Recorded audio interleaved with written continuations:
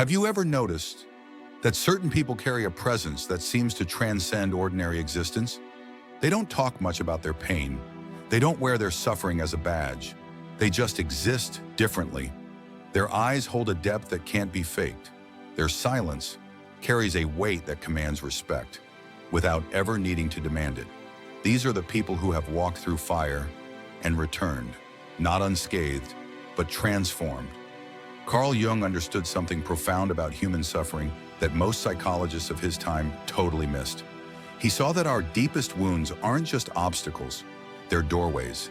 Painful, yeah, but doorways nonetheless, to a level of consciousness you cannot reach any other way. There is no coming to consciousness without pain, he wrote, and in those words lies a truth that those who've suffered know deep in their bones. Your darkness was never your enemy. It was the very soil where your authentic self could finally grow. But here's what people don't get about you. The very things they misread, the traits they judge or feel uncomfortable around, are exactly the signs of your transformation. What they see as your damage is actually your deepness. What they call weakness is your wisdom, paid for in full. The parts of you that make others uneasy, yeah, those are the parts that scream, you woke up. So today, we're diving into the 15 hidden traits of people who've been through hell. Not to glorify suffering, but to recognize its transformative power. Because Jung knew, it's not the pain itself that changes us. It's what the pain reveals about reality, about others, and most of all, about ourselves. If you recognize yourself in these traits, know this: you are not alone. Your journey through darkness has given you gifts others can't see. Gifts they might fear if they could see them. And that is where we begin, with the traits that others so often misunderstand.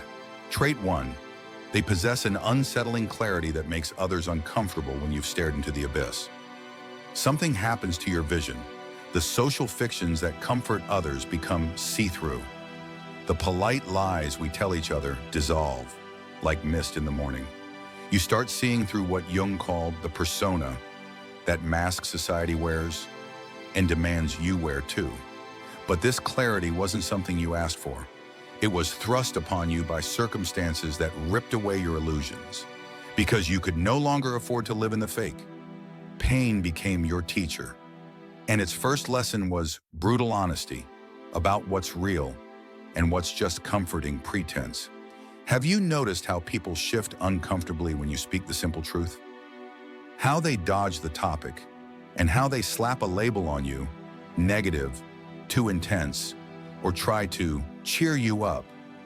When all you did was call reality for what it is, they call it pessimism. But you know the truth.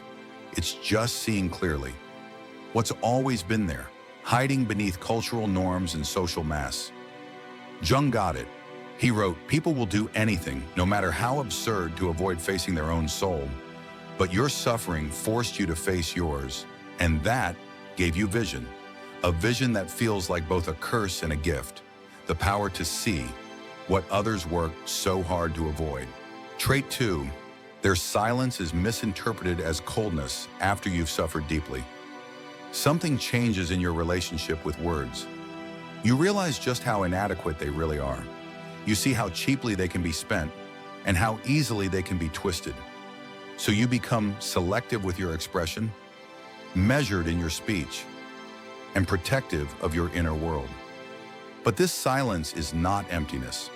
It's a cathedral being built within you, a sacred, quiet space where real healing happens, far from the noise of people offering quick fixes and shallow comfort for wounds that run deep.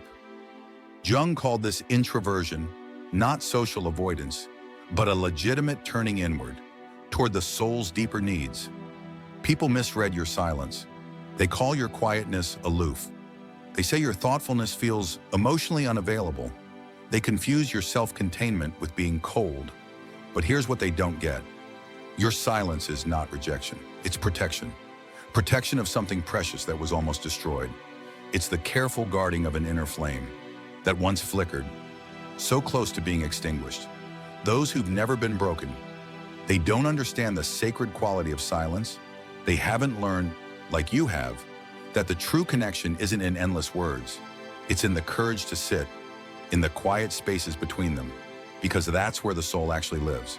Trait 3, they recognize manipulation instantly. There's something that changes in your perception after you've been deeply hurt.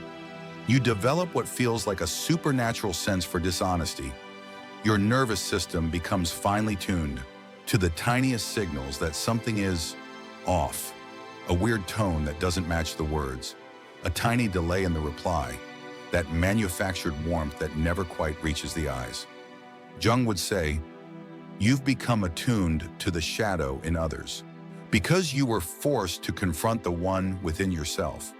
You've seen the darkness up close. You've felt its breath on your neck, and now you can sense it, moving just beneath the surface.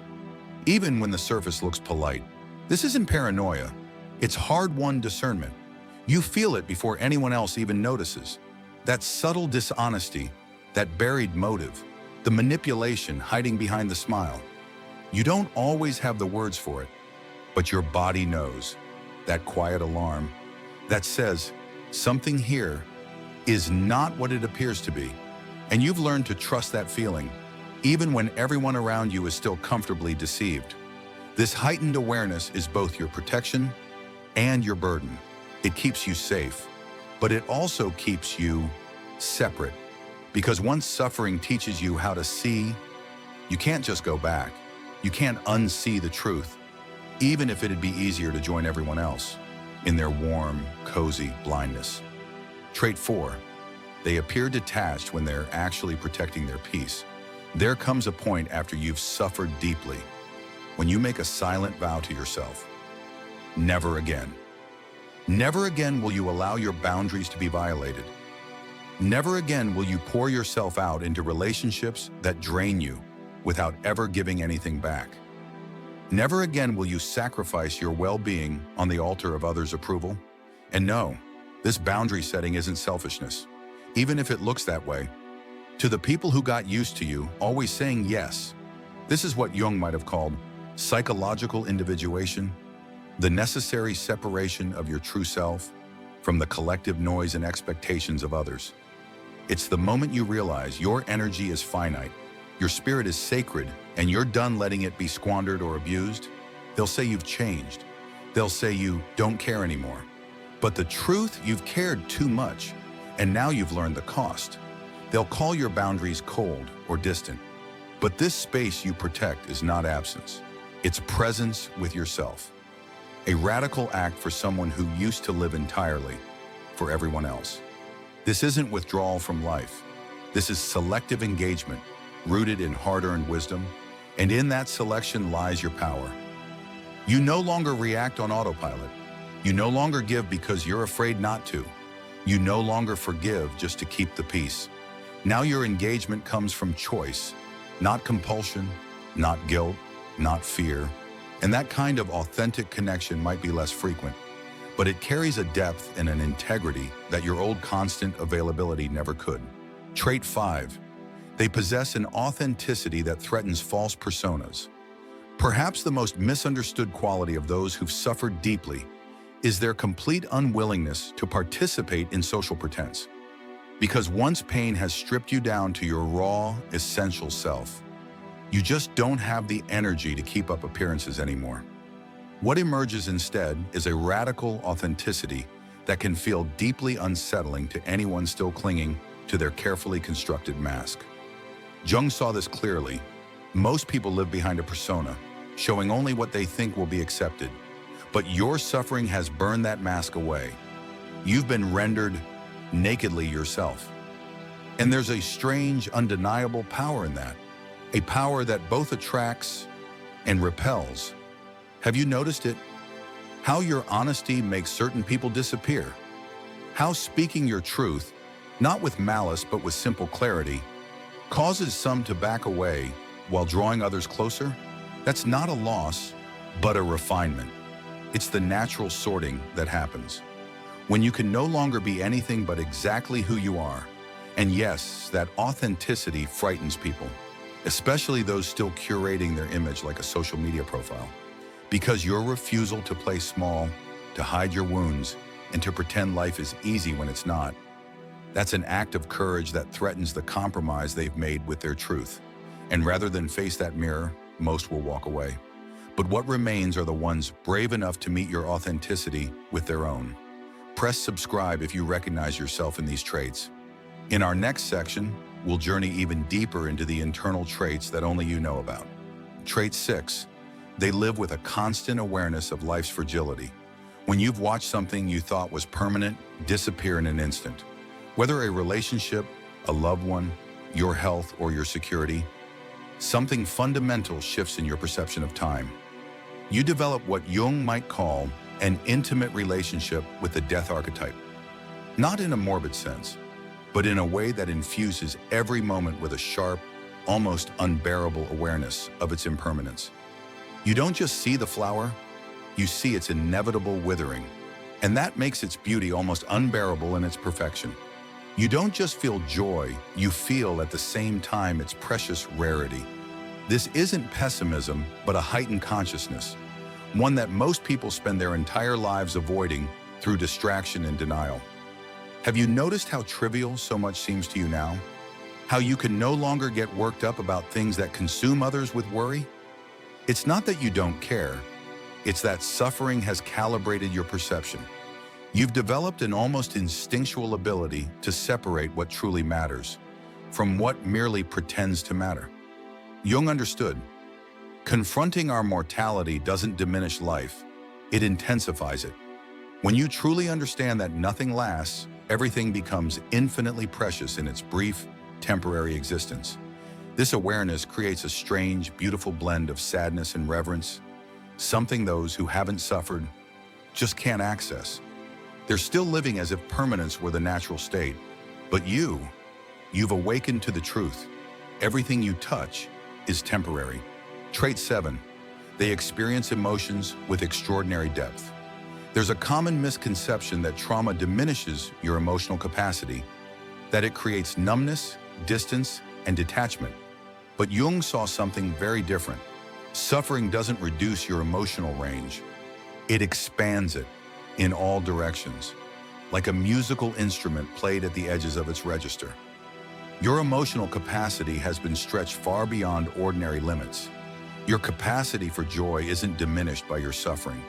It's amplified, magnified, beyond what others can even comprehend. When happiness shows up, it hits with an intensity that brings tears to your eyes, because you know what its absence feels like. You've lived without it. Your appreciation for simple pleasures, a breeze, a laugh, a quiet moment, has a poignancy that those with easier paths simply cannot fathom. But this depth cuts both ways. Your sorrow, too, reaches depths others fear to even approach. You feel the world's pain like it's your own. A single photograph of suffering can pierce you. A song can transport you to emotional dimensions that others don't even know exist. But hear this clearly. This sensitivity is not weakness. It's an expanded consciousness that both wounds and enriches you. Jung called this the integration of the feeling function, when emotions aren't just reactions, but a deep source of wisdom and connection. And so you walk through life feeling like a foreigner, in the land of small talk and shallow chatter, wondering how others can skim so lightly across the surface of life while you're standing at the edge, staring into the depths below. Trait 8. They can hold contradictory truths simultaneously.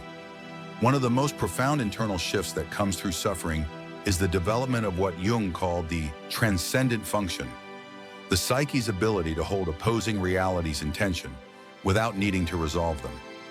Before your suffering, you probably lived in a world of either-or, but after, you found yourself in the complex, nuanced realm of both and. You now see the world as both beautiful and terrible, and you refuse to choose just one. You understand that people can be loving and hurtful, that you can be both broken and whole, that life can be simultaneously meaningless and bursting with meaning. This is moral relativism, and the hard-won wisdom that reality is far too complex to be reduced to simple binaries. This capacity to embrace paradox often leaves you silent in rooms where others argue confidently, taking sides like it's black or white. But you see too clearly. You see how partial each perspective really is, how truth lies not in one side or the other, but in the tension between them. And yes, that kind of wisdom can feel like a burden, especially when you're surrounded by people who still cling to certainty and find comfort in clear-cut divisions. But in this bold embracing of contradiction, you've gained access to a more complete, more expansive vision of reality. As Jung said, psychological growth isn't about solving opposites. It's about holding them in creative tension. Your suffering has forced you into this more spacious, though often more lonely, psychological territory. A place where simplistic answers can no longer satisfy. Trait 9. They possess an unusual relationship with hope. Hope, for those who haven't truly suffered, is often just a naive expectation that things will simply work out. But your relationship with hope has been fundamentally transformed. You've lost the luxury of blind optimism, but gained something far more powerful in its place. What we might call clear-eyed hope. A hope that looks unflinchingly at reality, yet chooses to move forward anyway. Others hope by ignoring the darkness. You hope, despite fully facing it. This isn't positivity in the Instagrammable, sugar-coated sense. No, it's much closer to courage. The decision to act as if life has meaning, even when that meaning isn't immediately visible. Jung calls this living in relationship with the self-archetype, that deeper, unshakable principle that moves beyond the ego's craving for comfort and certainty. Have you noticed that your hope now has a certain defiance to it? That it feels less like an emotion and more like a choice? That's because your suffering has revealed hope's true nature, not as a feeling blown around by circumstance, but as an orientation of the will, a commitment to possibility that nothing in the external world can take away from you. This transformed hope is one of your most powerful traits, even if it's the hardest to explain. It's not that you don't see the darkness, you see it more clearly than most, but you've discovered something rare. That light can exist alongside the darkness, not as its opposite, but as its unexpected companion. We now arrive at the most profound dimension of the journey through suffering, the alchemical transformation that happens not in spite of your pain, but because of it. These final 5 traits represent what Jung calls the gold that emerges from the lead of suffering. Qualities that don't just help you survive the darkness, but transmute it into something of extraordinary value. Trait 11. They develop an uncanny capacity for psychological alchemy. Jung understood alchemy not as some medieval attempt to turn literal lead into gold, but as the perfect metaphor for the psyche's power to transform the raw, heavy material of suffering into the gold of wisdom. He called this mysterious inner process the transcendent function, the soul's astonishing ability to take what should have broken you and instead use it as the very material for your evolution. You've lived this alchemy. Experiences that should have diminished you have somehow made you grander. Wounds that could have turned you bitter have birthed compassion instead. Pain that should have shut you down has instead opened you wide to depths of understanding that few even know exist. What would have destroyed others has become the foundation of your strength.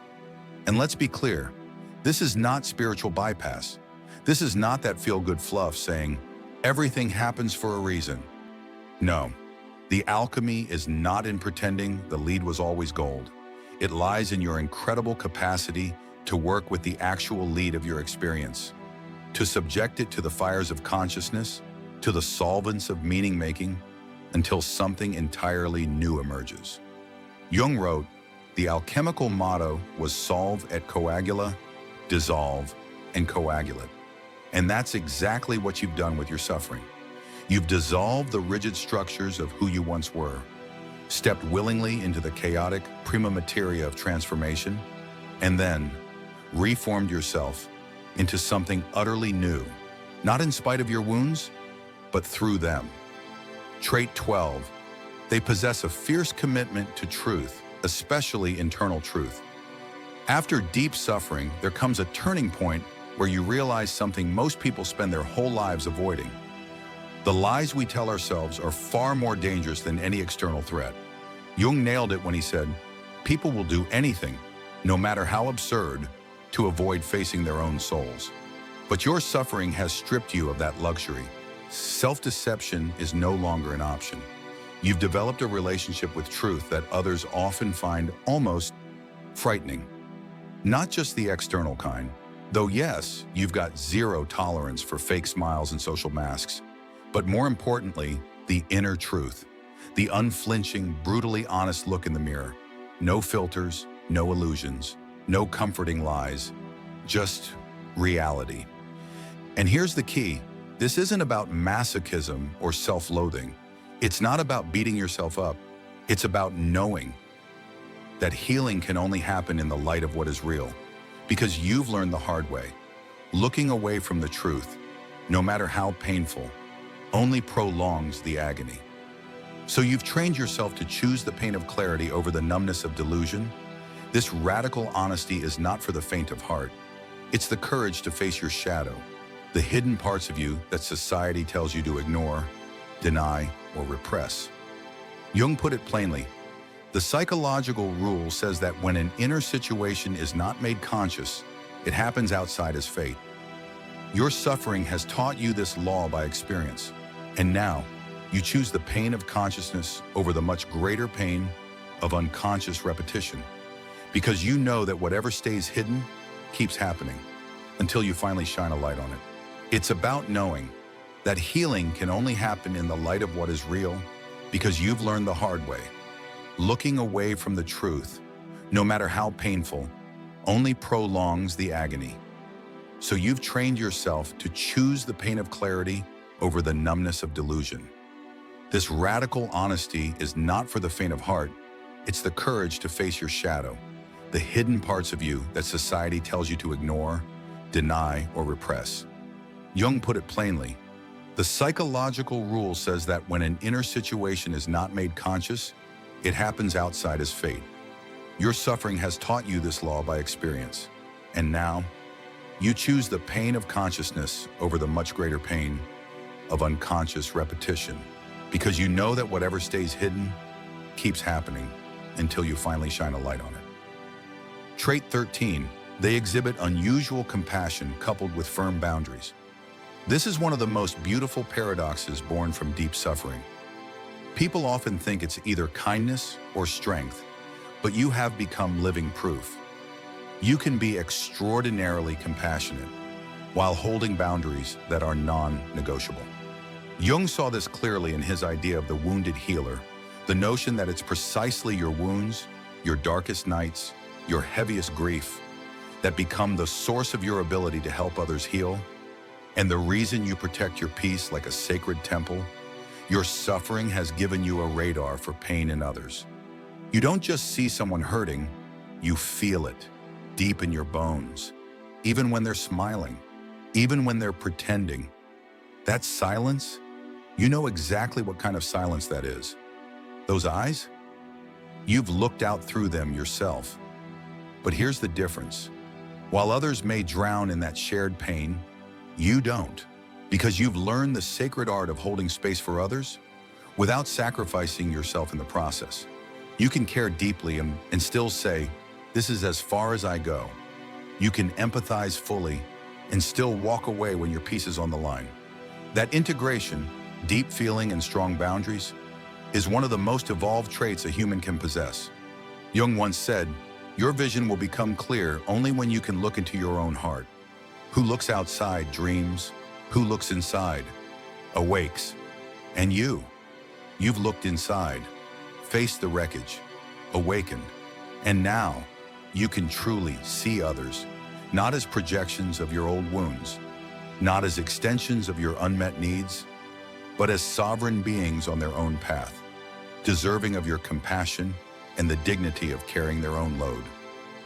Trait 14, they possess a complex relationship with the collective. One of the most misunderstood aspects of deep suffering is how it completely transforms your relationship with society itself. Jung recognized that true psychological growth often demands a partial separation from the collective consciousness, what he called the process of individuation, becoming psychologically distinct from the crowd. Your suffering didn't just hurt, it forced this separation upon you. You've lived through things the collective hasn't even begun to process. You carry insights that mainstream culture hasn't yet digested. This creates a strange kind of dual consciousness. You can still understand the collective, even participate in it, but you can never again be fully of it. You stand both within and apart from society, connected through compassion, but separated by understanding. Yes, you can speak the language of the collective. You can engage in its rituals. You might even find comfort in its familiar rhythms. But there's always a part of you that remains untouched, a part that sees through the collective's values, a part that knows how arbitrary social constructs really are. Because suffering has shown you what lies beneath them and beyond them. Carl Jung said, "The world will ask you who you are, and if you don't know, the world will tell you. But your suffering has gifted you something rare, something powerful, the ability to define yourself from within instead of being shaped from without. This is the sovereignty of consciousness, and it quietly separates you from those still chasing collective approval." Trait 15, they undergo continuous death and rebirth of identity. The final and perhaps most profound trait of those transformed by suffering is their deep, almost sacred relationship with psychological death and rebirth. Jung saw this as the heroic cycle of the psyche, the never-ending process of shedding old skins, letting go of outgrown identities, so that new, more authentic versions of the self can rise. You've died 1,000 small deaths. Each time, you rose again, not the same, but more essentially, you. The person you were before your suffering is gone. Not just changed, but fundamentally transformed. And this wasn't a one-time metamorphosis. It was the start of a pattern of courageously letting go of who you were, whenever that version no longer served your true becoming. But make no mistake, this kind of rebirth is not comfortable. It demands a tolerance for the void, that terrifying limbo where you're no longer who you were, but not yet who you're becoming. Most people cling tightly to the illusion of a continuous self, but your suffering taught you something radical. Sometimes the greatest act of self-love is letting yourself fall apart, so that something truer can rise from the ruins. I am not what happened to me, I am what I choose to become. Carl Jung. This is the gift, the phoenix rising within you, the capacity to let the fire burn away what is false, so what is real can finally emerge. And that's alchemy, the courageous, continuous rebirth into greater and greater authenticity. As we move toward the conclusion, remember this: these traits are not coping mechanisms. They are not just defenses. They are signs of genuine psychological evolution. Wound into gift, tragedy into transcendence, suffering into wisdom. You didn't just survive your hell, you were alchemized by it.